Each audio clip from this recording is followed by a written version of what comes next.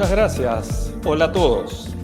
Es un placer compartir con ustedes este espacio de diálogo con Omar Chincaro, Leandro Rocha, Remo Mengoni y Ricardo Praeli.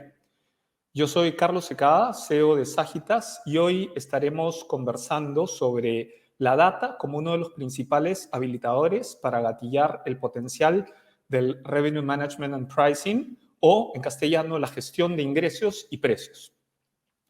Bienvenidos Omar, Leandro, Remo y Ricardo. Gracias por acompañarnos. ¿Cómo están?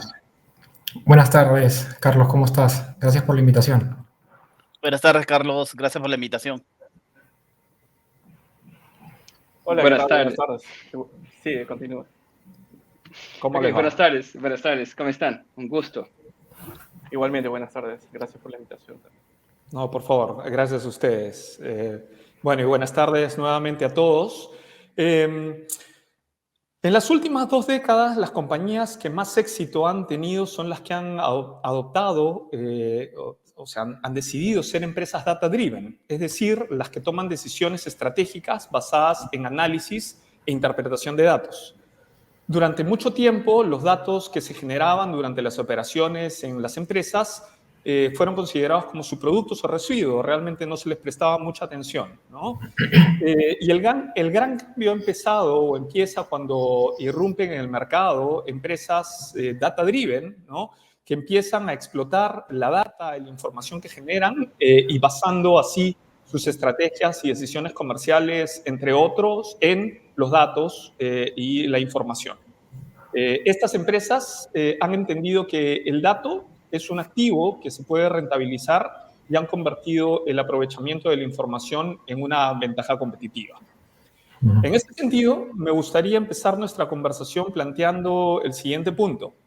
¿Cuál es la importancia de la data en el proceso de Revenue Management and Pricing y cuáles son las principales fuentes de origen de datos? Remo, si nos...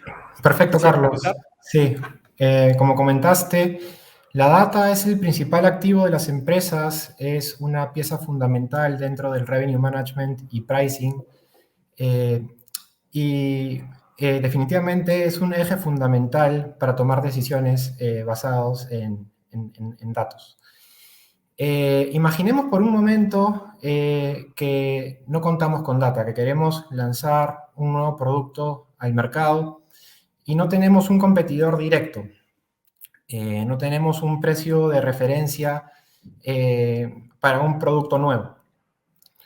Probablemente lo que haríamos sería setear el precio en base a nuestros costos. Sin embargo, nada nos aseguraría de estar cerca del precio de equilibrio o del precio que nos lleve a maximizar nuestros ingresos. Yo creo que es ahí donde radica la importancia del dato dentro del Revenue Management y Pricing, ¿no? Ser capaces de conocer a nuestros clientes, sus características, sus necesidades, sus restricciones presupuestarias, su disposición a pagar, para que en base a esto podamos definir políticas de precios que estén alineadas a estas particularidades, ¿no? Vivimos en un entorno que nos pide la personalización y también el precio dinámico. Entonces, ¿qué debemos empezar a hacer o cuál debería ser esa fuente originaria para empezar a capturar datos y mejorar nuestras políticas de precios? Creo yo que algo fundamental es guardar información de las cotizaciones, pero no solamente de las ventas, también de los créditos denegados, de las operaciones no formalizadas, en donde creo que hay mucha riqueza y de donde se pueden sacar insights importantes para mejorar nuestra política de créditos, de precios. Adicionalmente, tenemos que ser plenamente conscientes que en un entorno como el actual, las empresas que no deciden basadas en datos están condenadas a setear sus precios o muy arriba o muy abajo, dejando siempre plata sobre la mesa, ¿no? Una empresa que actualmente no es data-driven, más que tener una desventaja competitiva, creo yo que no está seteando bien su estrategia para su supervivencia. Excelente, muchas gracias, Remo. Digamos, como siguiente tema de interés o pregunta, plantearía cuáles son los principales problemas que afrontan las empresas para capturar la data. Leandro, si nos pudieses comentar, por favor, cómo solucionamos estos problemas. Sí, claro. Interesante el tema de la data para personalizar, para el tema de definición de precios, ¿no? De hecho, yo empiezo un poco antes, ¿no?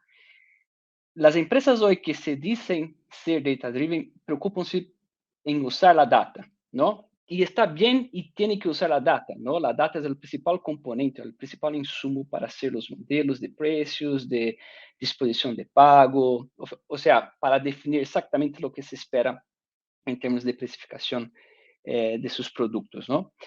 Pero lo que pasa es que hay un paso anterior, ¿no? El primer paso es que las mismas empresas tienen que pensar siempre qué data yo voy a capturar, qué data yo voy a poner a disposición de toda la organización. Y quizás ahí donde nos atracamos un poco. ¿Y por qué? Porque generalmente, y eso viene de una cuestión histórica, ¿no? Siempre hubo un área central que se encargaba de hacerlo, ¿no? Cuando no era tan complejo y tenía menos información o menos data para capturar, la data estaba acotada solamente a los sistemas transnacionales. Entonces, tenía una área tecnológica, una área más central para poner esta data em um ambiente único e centralizado de informação, era uma tarefa que se podia hacer. Hoje, vivemos um ambiente super complexo, não? Um ambiente onde as coisas estão passando muito rapidamente e os negócios estão se desenvolvendo mais rapidamente. Então, isso amerita uma nova dinâmica, uma dinâmica onde o próprio negócio empiece a pensar, desde o primeiro dia, quando está criando um produto ou uma necessidade, que data eu vou capturar com este produto, porque esta data me vai servir para precificar não somente este produto, mas também qualquer outro produto que a empresa tenha. Então, o primeiro ponto é empezar a cambiar o mindset, poner um pouco mais de poder a los productos, ¿no? Sobre ustedes tienen que pensar desde el primer día qué data vamos a generar. Esa es la primera situación, ¿no? Y cuando tú lo haces, tú descentraliza el tema de la gestión de esta data. ¿Y cuál es la ventaja? Algunos componentes importantes no es solamente tener la data. La data tiene que estar disponible cuando necesitamos. La data tiene que tener calidad, ¿no? De nada adianta tener una data o no vale nada tener una data o un campo en una tabla que se refiere a una data que cuando tú vas a ver no está relleno porque el equipo de canales no está usando, no está capturando esa información, por ejemplo, ¿no? Entonces hay que tener la calidad, hay que tener la disponibilidad y ahí entonces sí se puede usar, ¿no? Entonces, cuando tú descentralizas este proceso, el propio producto pasa a coordinar con los canales la mejor manera de capturar la data, los procedimientos para vender los productos, ¿no? Y así garantizar de que la data va a estar, ¿no? Y este mismo producto va a tener los indicadores de calidad de la información, ¿no? Entonces, sabe cuántos son los productos que tiene, cómo funciona esta data, y va a observar cualquier tipo de distorsión que la data pueda tener. Eso ayuda a mantener la calidad, ¿no? Y cuando el producto empieza a especificar desde el primer día, no solamente los atributos operativos de un producto que está creando, pero también qué data va a dejar este producto, automáticamente cada producto, cada product owner o cada responsable por un producto está garantizando de que la información de su producto va a estar disponible a toda la organización, ¿no? Entonces, eso maximiza y mucho la captura de data con calidad, ¿no? Y la disponibilización de esta data para toda la organización. Entonces, yo creo que empieza por ahí un cambio de mentalidad de las personas, donde el foco de generar la data no es más de un equipo técnico central, es tuyo, que es responsable por un producto o un proceso dentro de la organización. Yo creo que ahí ya empieza a acelerar o resolver parte de este problema de no tener la data disponible. Súper interesante, Leandro, realmente. Ahora, en línea con esto, ¿qué data se debe capturar para generar valor y cómo detectamos los problemas comunes de calidad de datos? Si nos pudieses comentar, Omar.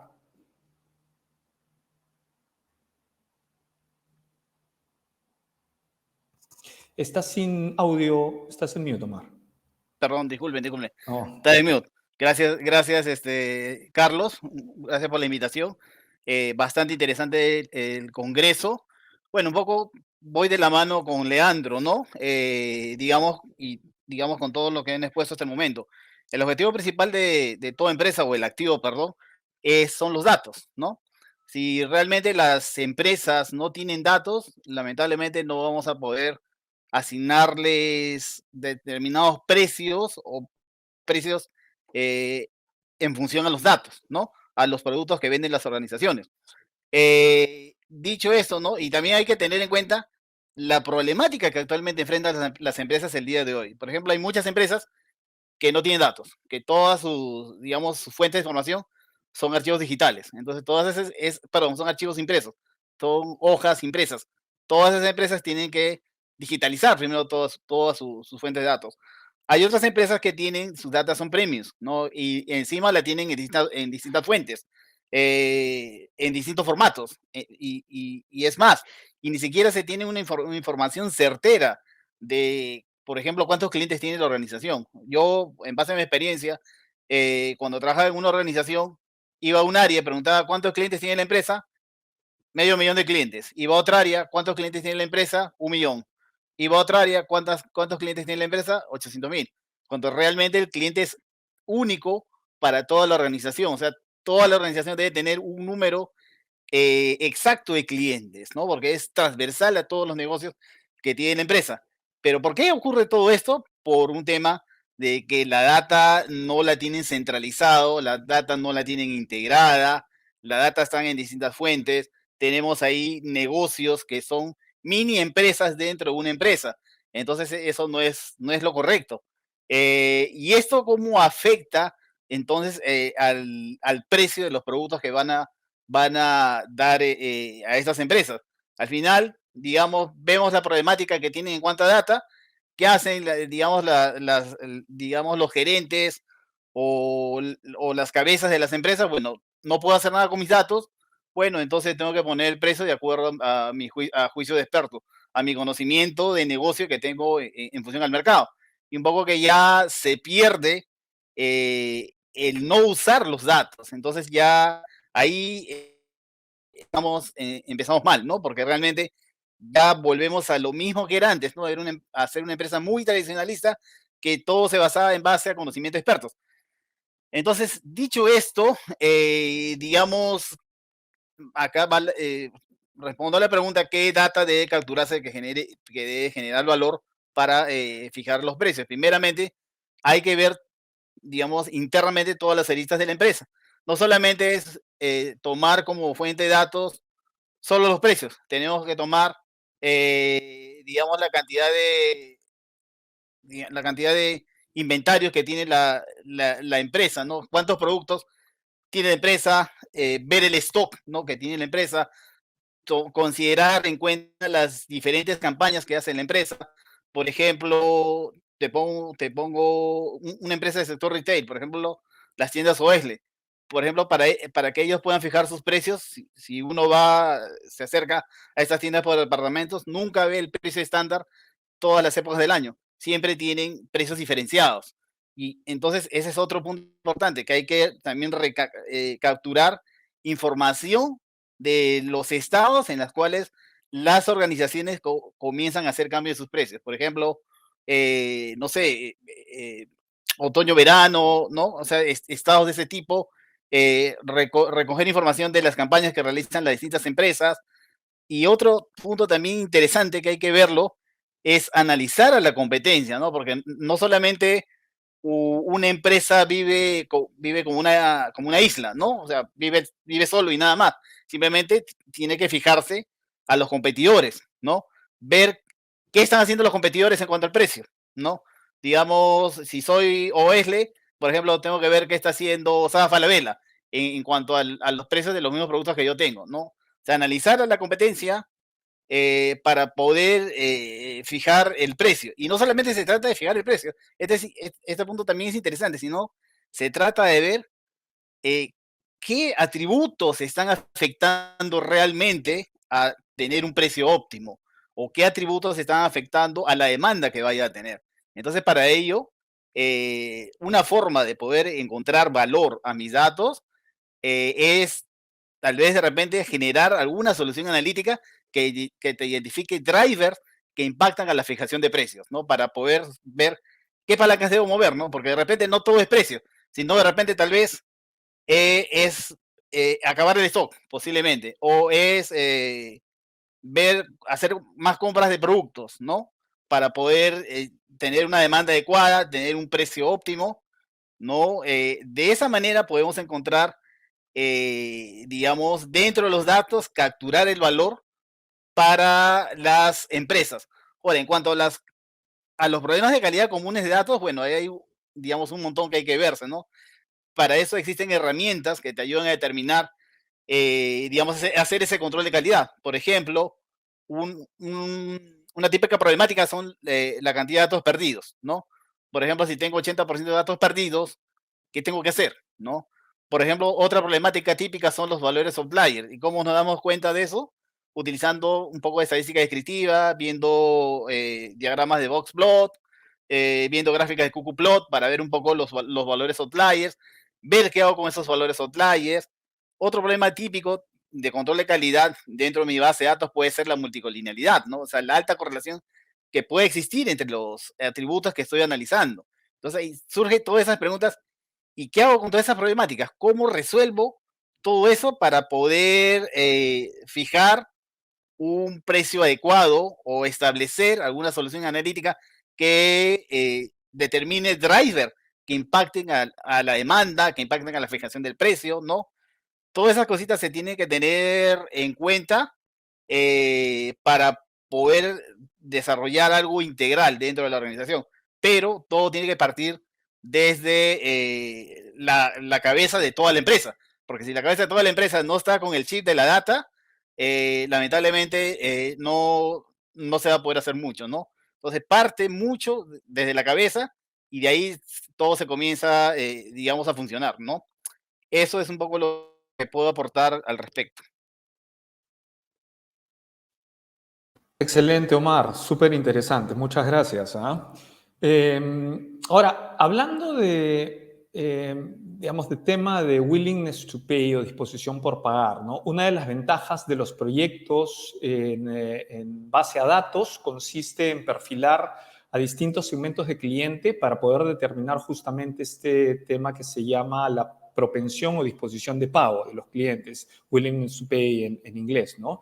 Y para ello se pueden utilizar distintos métodos para poder predecir esta disposición de los clientes a pagar, que es tan importante tanto para negocios de B2C y B2B, ¿no? De consumidor y negocio a negocio.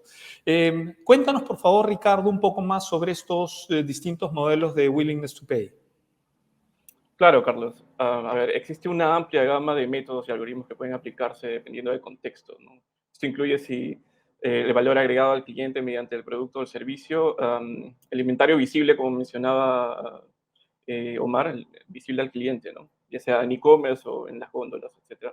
El tipo de negocio, si es B2B o B2C, como tú mencionabas, el tipo de la industria, el canal de venta, etc., ¿no? Por ejemplo, un cliente que es fabricante del sector de consumo masivo, encontramos que es fácil segmentar a sus clientes directos utilizando técnicas de machine learning en función a su historial de compra, el lifetime value de estos clientes directos, entre otros factores o drivers, como mencionaba Omar. Luego probábamos rangos de precios resultantes en función de este análisis y luego se probaba esto a través de experimentos controlados, por lo menos a pequeña escala para iniciar en algunas categorías y luego ya se desplegaba todo esto, ¿no?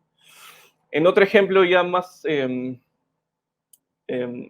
por decirlo así, B2C, un cliente con una estrategia multicanal, además de todo esto que te estaba comentando, de la segmentación y la experimentación inicial, se puede lograr mucho más, sobre todo en su canal de e-commerce, utilizando reinforcement learning, ¿no? Como mencionaban algunos ponentes en la mañana, ya que a la vez que se explora y se identifica la disposición de pago, se puede explotar lo que se va aprendiendo de estas interacciones, ¿no?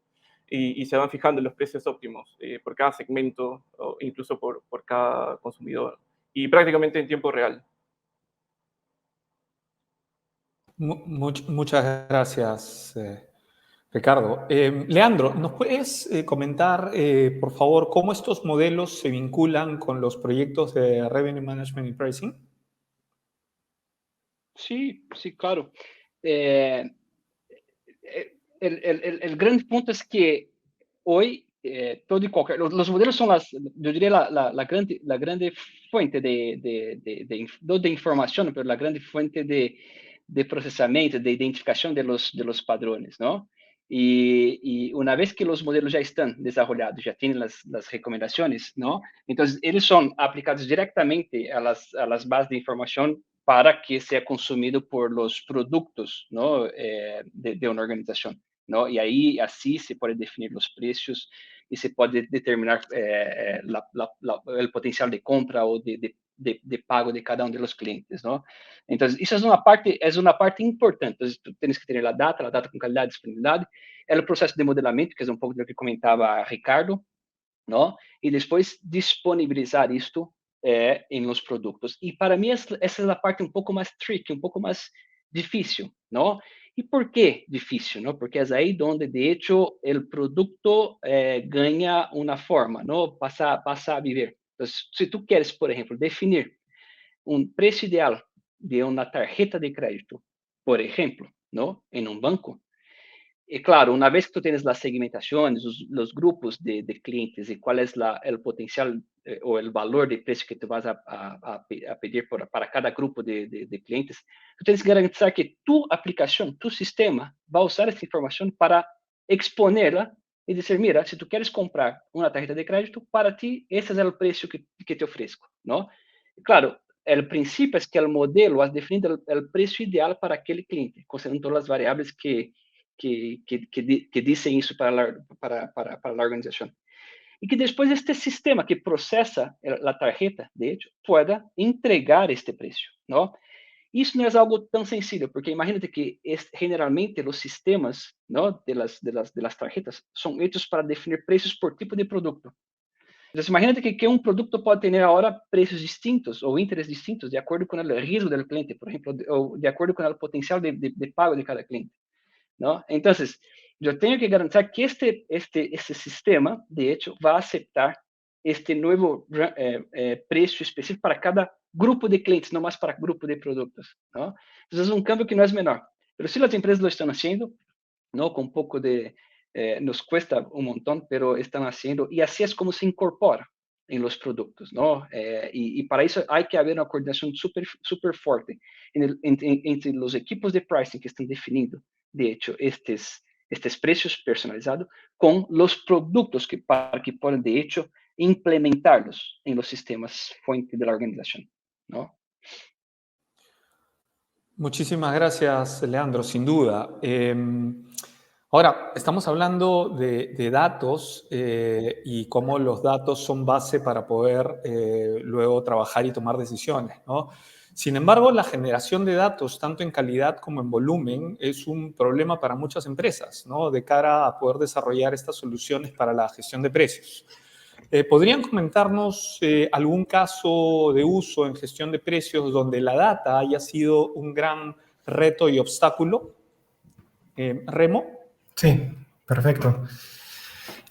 Bueno, yo recuerdo cuando nos dieron el encargo de optimizar el porcentaje de renovaciones de unos productos de salud, que desarrollamos un modelo de Machine Learning precisamente para identificar a los clientes más proclives a fugarse.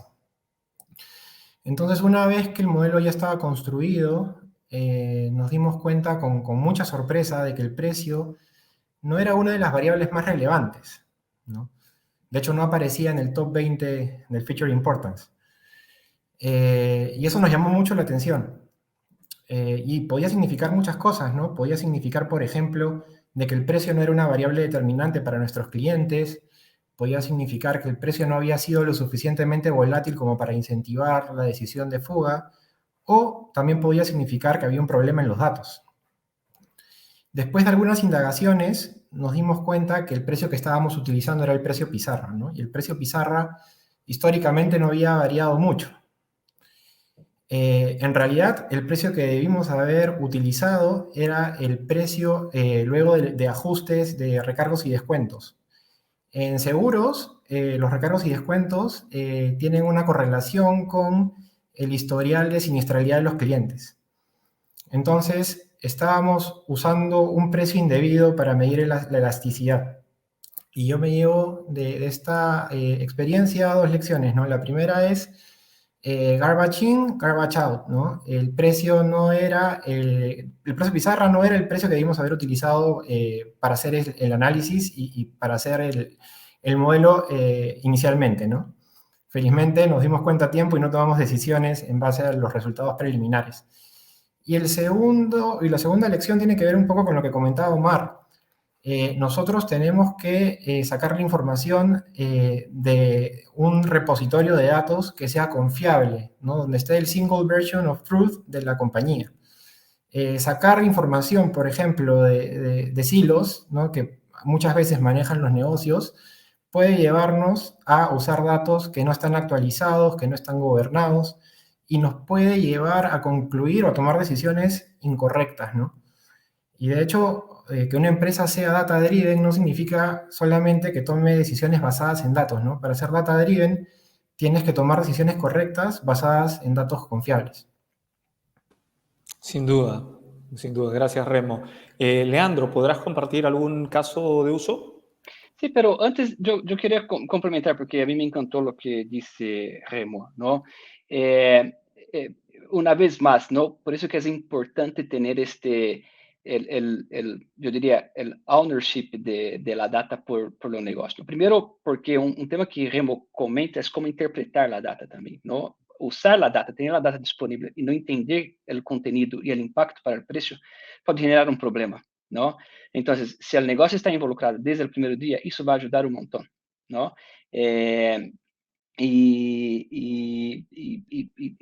Después, y el negocio incluso puede ayudar a garantizar la calidad de la data que va a ser usada, ¿no? Yo creo que eso ayuda un montón.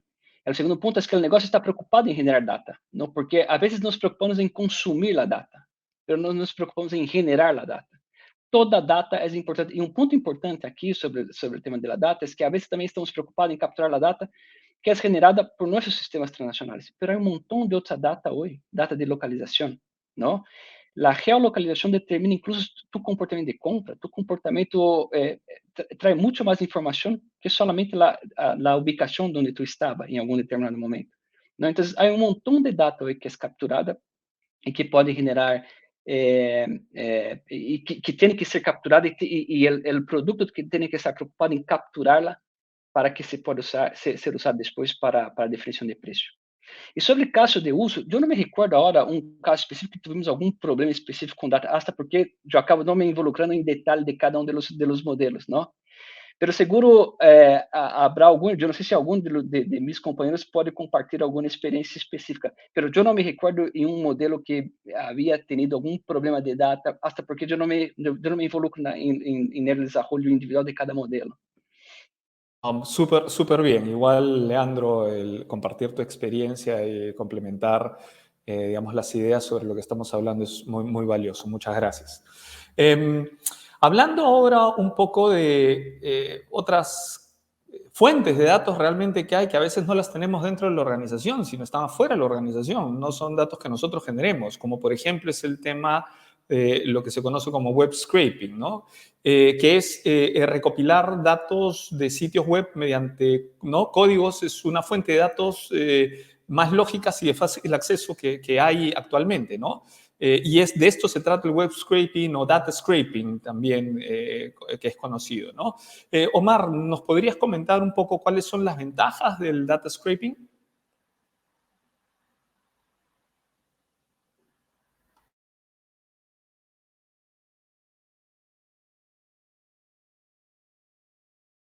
Omar, tu audio, por favor. Sí, disculpen. Muchas gracias, Carlos.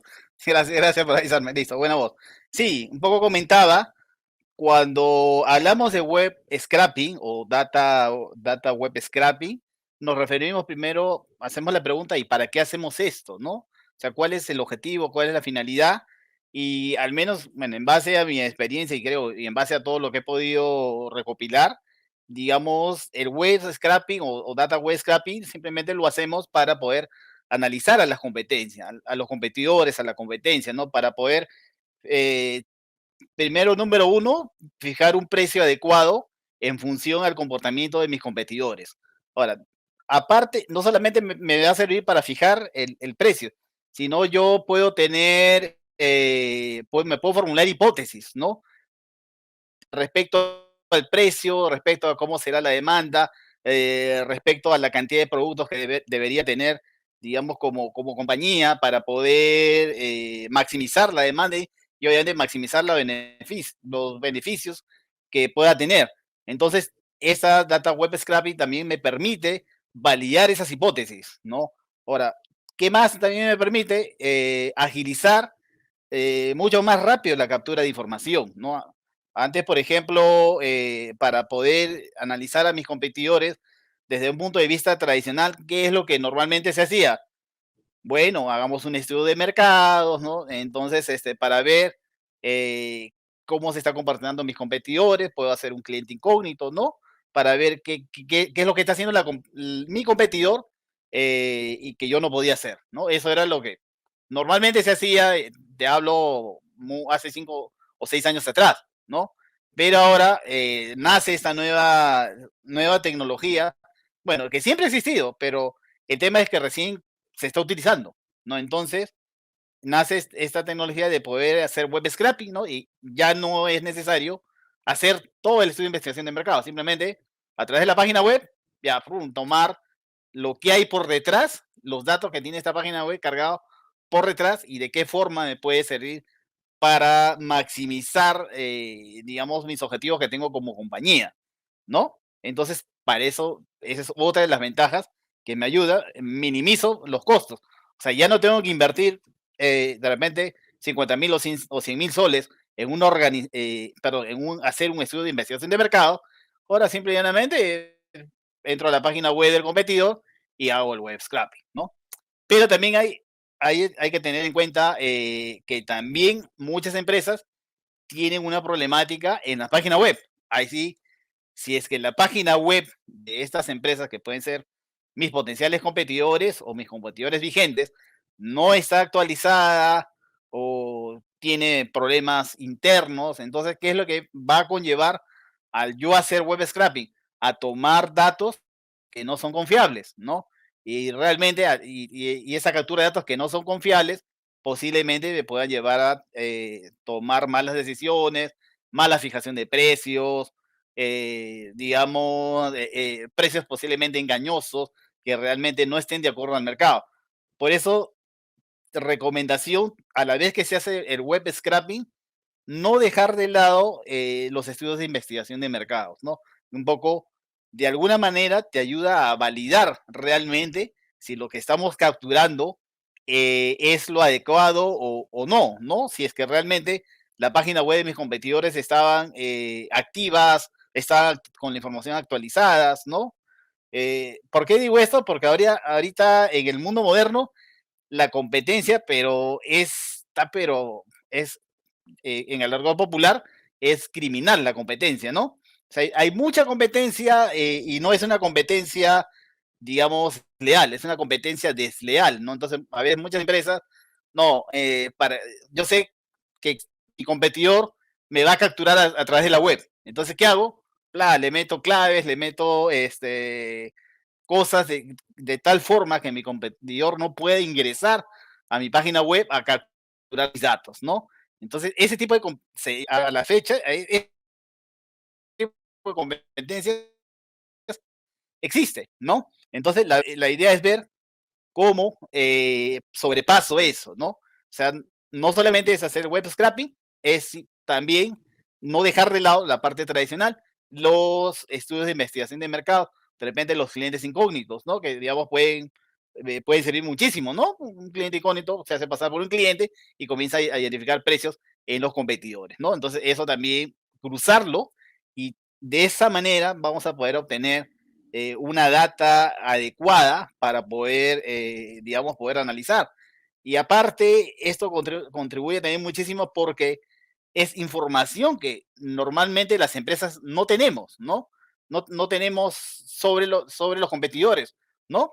sobre qué cosa está haciendo el competidor, la empresa no lo tiene. Entonces, por eso este tipo de información ayuda también a enriquecer mis datos que ya tengo, ¿no? Y finalmente, no solamente quedarse en los datos de los competidores, eso es una palanca más que contribuye a lo que yo deseo hacer. Simplemente también hay que tener en cuenta la data que tengo, ¿no? Porque a partir de la data que tengo, voy a entender el comportamiento de mis clientes. Y con la data que capturo haciendo el web scraping, entiendo el comportamiento de mis competidores. Entonces tengo por el lado derecho el entendimiento de mis clientes y por el lado izquierdo el entendimiento de mis competidores. Ahí voy a poder aplicar una estrategia de precios óptima que maximice la rentabilidad de la organización. Súper, súper, Omar. Muchísimas gracias. Muchísimas Gracias. gracias. Ricardo, hablando también, digamos, en la misma línea, ¿cuál es el aporte de valor del web scraping de cara a la construcción de una arquitectura de pricing? ¿Nos podrías comentar, por favor? Sí, bueno, Omar ha comentado muchísimo de esto, pero para reforzar un poco y quizás mencionarte un par de ejemplos, claro, pues que web scraping es crucial, ¿no? Para conocer cómo varían los precios de tus competidores. Sin embargo, me gustaría mencionar pues, que se puede usar como otro factor para calcular de una mejor manera, con mayor precisión, el willingness to pay o la disposición de pago, ¿no? Y así tomar decisiones oportunas. Algo que también quería mencionar, además de lo que ha mencionado Omar, es que, por ejemplo, cuando tienes tus competidores o tú mismo, tienen unas estrategias de dynamic pricing, como las que mencioné hace unos momentos, pues este web scraping se tiene que hacer desde distintos dispositivos, porque sabemos que se segmentan a los clientes de manera distinta debido a eso. Probablemente tengas que simular que estás en distintos lugares, ¿no? Para poder ver cómo son los precios, cómo varían los precios desde distintas ubicaciones. Puedes conectarte a través de VPNs, etcétera, ¿no? Por ejemplo, ¿no? En un cliente del sector retail, este proceso se corre cada día o cada 2 días, si no me equivoco, para optimizar sus precios, y en cada tienda tiene distintos precios y, bueno, lógicamente también para su e-commerce, ¿no? Y con esto logra una mayor rentabilidad sin haber hecho el web scraping. En otro caso, otro cliente que revende vehículos usados, ellos utilizan data o hacen scraping de Mercado Libre y otras fuentes, no recuerdo el nombre ahora, sinceramente, pero son similares. Y con esto ajustan sus propios precios que ellos van a poner en su e-commerce o en sus tiendas probablemente también. Pero más he visto el tema de e-commerce. Y lógicamente para determinar si ellos deberían pagar los autos o los automóviles usados, los vehículos usados en general que les van a vender para que ellos puedan revender, ¿no? Como su costo, los costos básicamente. Súper, súper. Muchísimas gracias, Ricardo. Estamos, digamos, un poquito pasados de tiempo. Les pedimos disculpas por eso. Realmente el tema es apasionante y creo que sin duda, estamos aprendiendo mucho y están pudiendo todos los ponentes compartir experiencias valiosísimas, realmente. Ya estamos por terminar. Finalmente, un reto que presentan muchas empresas es no tener data de calidad en volumen, en calidad o volumen suficiente para desarrollar buenos modelos de precios, ¿no? Si es que nos pudiesen comentar, Remo, Mari, Leandro, brevemente, ¿cuáles serían los primeros pasos para la construcción de una data de mayor valor? Ok, Perfecto. comienzo. Perdón, adelante, Remo, adelante. Gracias, Omar. Sí, yo creo que, a ver, me parece que una buena forma para empezar a recopilar data, como mencioné hace unos momentos, es empezar guardando información de las cotizaciones. Y un canal que se presta mucho a la recopilación de data es el canal digital, ¿no? Yo creo que hay una tarea de las empresas que recién están empezando a generar datos y a guardar datos, que es la de digitalizarse, ¿no? A la par podrían hacer pricing research, ¿no? Y hay técnicas o metodologías para medir el interés de las personas por nuestros productos, ¿no? Y el nivel de valoración que tienen respecto al mismo. Por ejemplo, hay metodologías como la de Van Westendorp, que es encuestas, ¿no? En donde se le pregunta a las personas qué tan dispuestas están a pagar una cierta cantidad de dinero por nuestro producto, o a partir de qué monto lo considerarían caro o barato, ¿no? A partir de la tabulación de estos datos se pueden generar curvas y finalmente proponer un rango de precios que sea bueno y aceptable.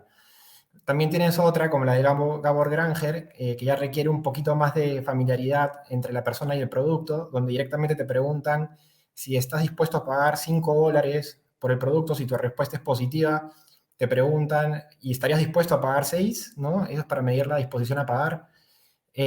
Por el contrario, si tu respuesta es negativa, la idea sería bajar hasta un nivel de precios, pero que cubra tus costos fijos.